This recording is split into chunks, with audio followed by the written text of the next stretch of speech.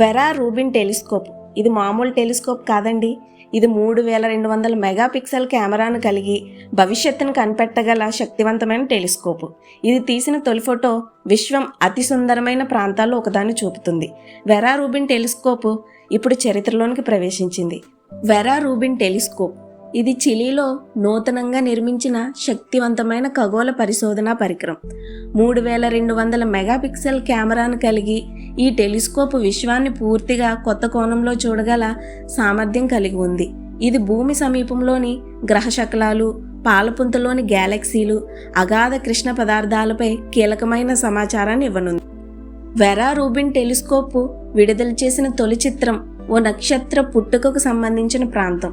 ఇందులో ట్రిపిడ్, లాగున్, నెబ్యులాలకు సంబంధించిన రంగుల వాయువులు, ధూళి మేఘాలు సుడిగుండంలా తిరుగుతూ ఉన్న దృశ్యం మనల్ని మంత్రముగ్ధుల్ని చేస్తుంది.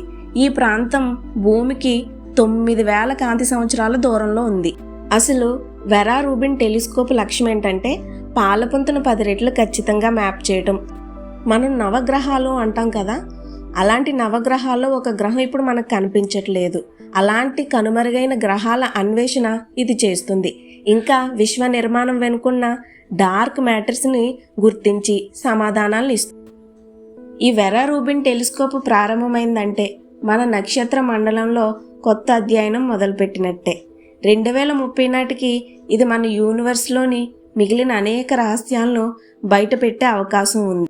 ఇంకా ఇలాంటి విశ్వ రహస్యాలు తెలుసుకోవాలంటే మన ఛానల్ని సబ్స్క్రైబ్ చేయండి, వీడియోని లైక్ చేసి షేర్ చేయండి. Thank you all.